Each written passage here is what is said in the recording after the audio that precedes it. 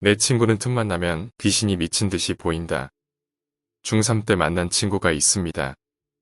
제가 중3 때 지방에서 서울로 전학을 갔는데 새로 간 그 학교에서 가장 처음 사귀고 가장 친했던 아이가 있었습니다. 완전 활발하고 낙천적이고 집도 유복해서 남부럽지 않게 커온 밝은 에너지가 있는 친구였죠. 그래서 전학생인 저한테도 먼저 잘해준 거고요. 중학교 졸업 후 고등학교가 갈리면서 못 만나다가 대학에 입학하고 제가 1년간 미국도 다녀온 후에 만났습니다. 곱창에 소주 한잔 하러 들어가 앉았지요. 4년 넘게 못 봤는데도 어제 본 것처럼 반갑더군요. 근데 얼굴이 뭔가 좀 다른 겁니다.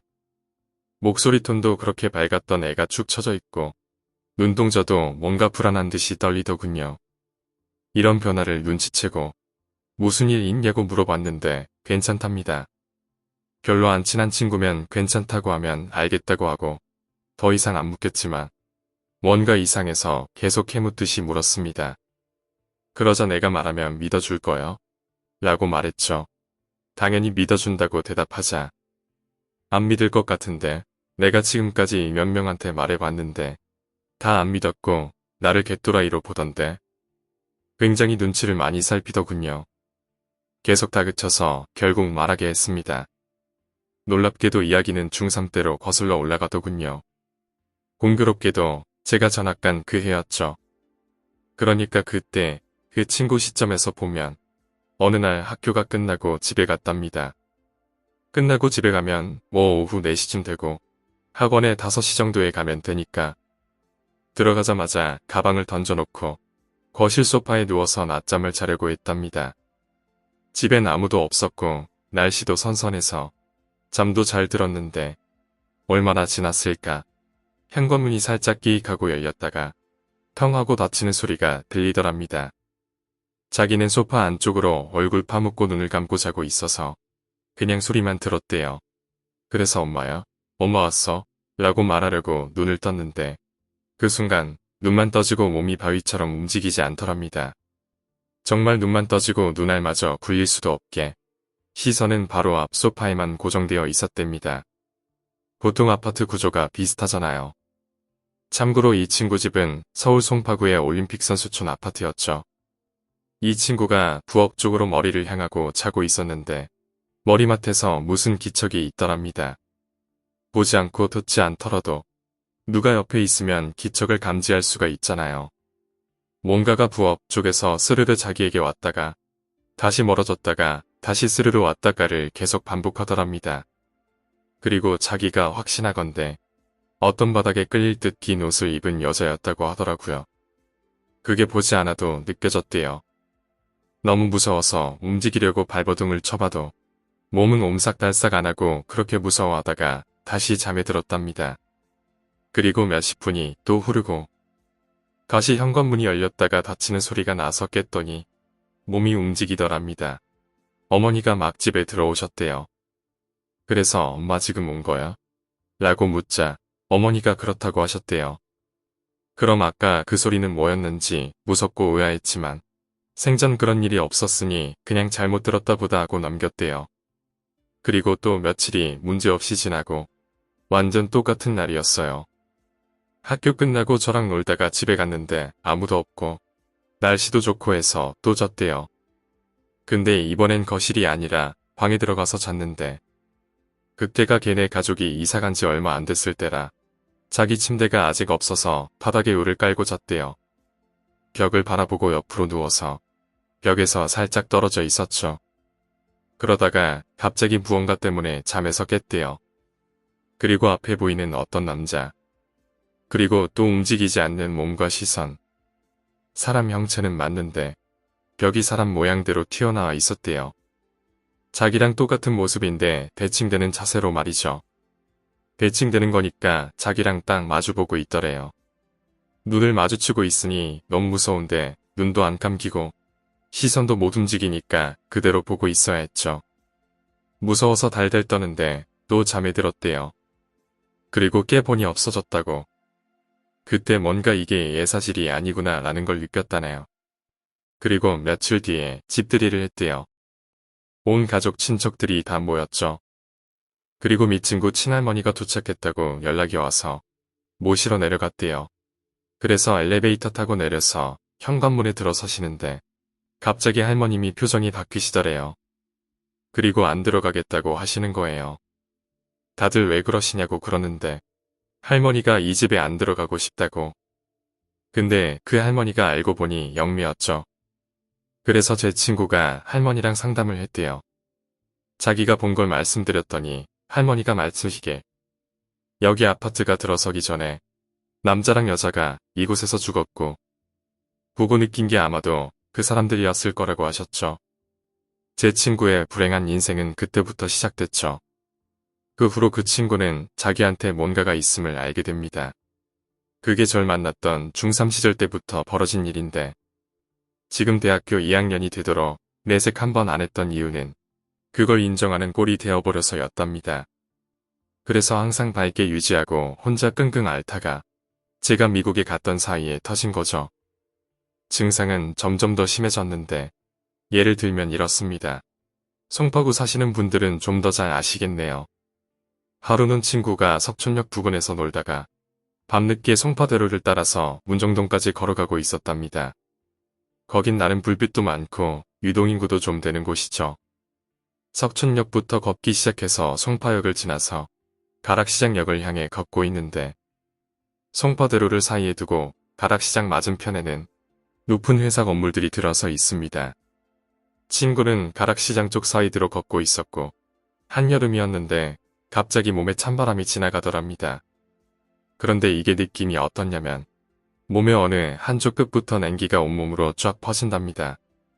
예를 들면 왼쪽 손의 중지 끝마디부터 손등을 타고 팔을 타고 몸통을 지나 머리로 다리로 발끝으로 말이죠. 그랬을 때 그 냉기가 시작된 방향으로 고개를 딱 돌리면 항상 저 멀리에 누가 서 있답니다. 딱 봐도 사람은 아닌 무언가가.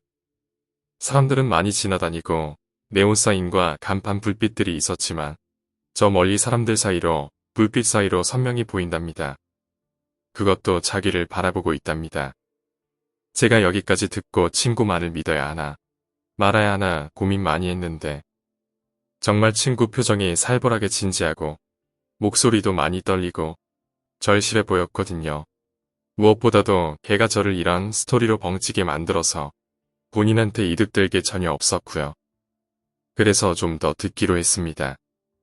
증상이 심해지면서 이제 친구는 오늘 밤에 자면 왠지 또 그럴 것 같다는 느낌을 가지게 되었고 그런 날은 100% 영을 마주하게 되었답니다. 패턴은 항상 똑같습니다. 친구는 12시에 자려고 눕는데 어쩔 땐 잠이 금방 오고 뭔가 있겠구나 싶은 날은 정확히 새벽 4시까지 못 잔답니다.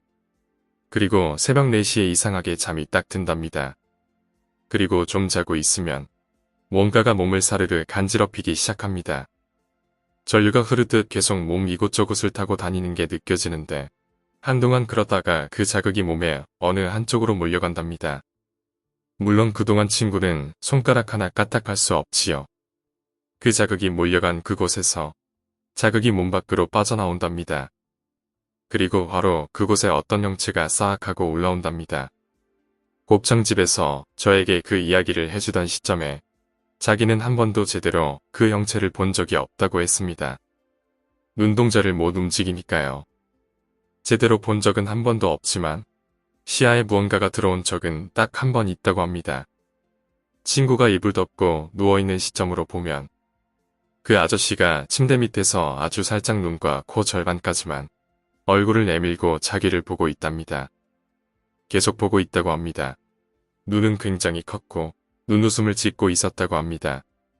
그리고 한참을 그렇게 있다가 다시 나왔던 쪽으로 해서 몸으로 다시 들어간답니다. 그리고 친구는 잠에서 깨는데 그게 항상 아침 6시랍니다. 정말 예외 없이 6시. 그러니까 2시간 동안 벌어지는 일이죠. 친구가 놀라워했던 건 새벽 4시까지 못 자고 그나마 잠든 2시간 동안 그런 일도 겪었는데도 그걸 겪은 날은 6시에 일어나면 몸이 아주 가뿐하다는 겁니다. 그게 드문드문 벌어지다가 조금씩 빈도수가 높아지고 나중에는 자주 보게 되었다고 합니다. 곱창집에서 그 얘기를 듣고 몇 달이 지났습니다. 저는 군입대를 앞두게 되었습니다. 그동안 그 친구랑 연락을 간간히 했는데 상태는 똑같았죠. 제가 군대 가기 며칠 전, 그 영매 친구와 중학교 때 친하게 지내던 또 다른 친구까지 셋이서 만나 9시쯤에 소주 한 잔을 먹으러 갔습니다. 송파대로 송파역 부근에서 백화점이 있는 근처 골목 어딘가에 그냥 평범한 아구찜 집이었습니다. 들어가서 신발을 벗고 테이블에 앉았습니다. 저랑 또 다른 친구는 출입문을 등지고 앉았고 그 영매 친구는 반대편에 앉아서 출입문을 향한 쪽이었습니다. 출입문은 유리여서 창밖으로 거리 풍경이 보이는 식당이었습니다. 오늘 천천히 진탕 마시자라고 그 영매 친구가 그러더군요. 그런데 저는 집에서 늦지 말고 오라고 해서 그냥 빨리 마시고 일어나자고 그랬죠. 영매 친구는 섭섭하다면서 계속 오래 마시자고 그러더군요. 암튼 그렇게 이런저런 얘기하면서 소주를 한 병 두 병 비우고 있었습니다. 취기도 조금 오르고 분위기가 좋아지고 있는데 갑자기 그 영매 친구가 어딘가를 멍하게 보더니 저희에게 빨리 마시고 일어나자고 그러더군요. 좀 전엔 네가 오래 마시자고 해놓고 갑자기 뭔 소리냐고 핀잔을 주었습니다. 그 친구는 그냥 계속 빨리 마시고 나가자 그 소리만 하더군요. 저랑 또 다른 친구는 이 자식 왜 이래? 하면서 놀렸는데 좀 지나니까 그 친구가 표정이 좀 심각한 게 눈에 보이는 겁니다. 그래서 어찌된 영문인지 모르지만 서둘러 비우고 계산하고 나왔죠. 나오자마자 그 친구는 저희 둘의 옷소매를 붙잡고 한마디도 안 하고 어딘가로 계속 데리고 걸어갔습니다. 한 50m쯤을 그렇게 걸었을까요? 그 친구가 멈춰서더니 주변을 두리번거리는 겁니다. 이제 됐다. 저는 그때 눈치챘습니다. 얘가 뭘 또 봤구나. 그래서 다른 친구를 집으로 보내고 물어봤죠. 친구는 그렇다고 말했습니다. 듣자하니 한창 술 마시고 있을 때 유리문 밖으로 연기가 피어올랐다고 합니다. 그게 당연히 진짜 연기는 아니었지요. 귀신이 실제로 그런 형체라고 합니다. 연기처럼 보인대요. 친구의 표현을 빌리자면 모닥불 연기보다는 약하고 담배 연기보다는 뿌연 정도라고 했죠. 아마 많은 다른 분들도 비슷하게 귀신을 표현하셨을 것 같네요. 그 연기가 자기한테 조금씩 다가오고 있었답니다. 저희 등 뒤로요. 해하려고 다가오는 건지 도움을 요청하는 건지는 본인도 몰랐지만 지금 자기 말고 다른 친구들도 있는데 맞닥뜨리면 곤란한 상황이 생기기 때문에 서둘러 도망쳐 나온 거였답니다. 그 시점 즈음부터 그 친구가 영화를 보는 일이 잦아졌습니다. 정말 상태가 너무 심각해져서 친구는 부산의 모 대학에 재학 중이었는데 자퇴를 했습니다. 유명한 교회 목사님을 찾아가 상담도 해보고 쥐지스님들을 찾아가 도움을 요청하기도 했는데 절이 더 맞을 것 같아 절로 들어갔습니다. 이건 제가 군대 갔을 때 이야기라서 저는 이 이야기를 휴가를 나와서 들었습니다. 처음 산속 절로 들어가 생활하는데 아까 말씀드렸다시피 사는 양보다는 음입니다. 정말 많다고 하더군요. 뭐가 많은진 아시겠죠? 해가 지고 밤에 절 근처를 한 바퀴 돌면서 산책을 하면 진짜 여기저기서 다가온답니다. 물론 악령은 아니고 도움을 요청하는 거라고 해요. 거기서 그 친구도 본격적으로 그쪽 세계에 대해서 그리고 자기 자신에게 벌어지는 일에 대해서 열심히 공부했답니다. 공부한 이유는 뭐냐면 제대로 알고 신내림을 피할 수 있기 위해서였죠. 한번 신내림 받으면 정상적인 인생은 포기해야 되니까요. 오늘 이야기는 여기까지입니다. 오늘 이야기가 재미있으셨다면 구독과 좋아요, 댓글 부탁드립니다. 댓글은 저에게 큰 힘이 됩니다. 감사합니다.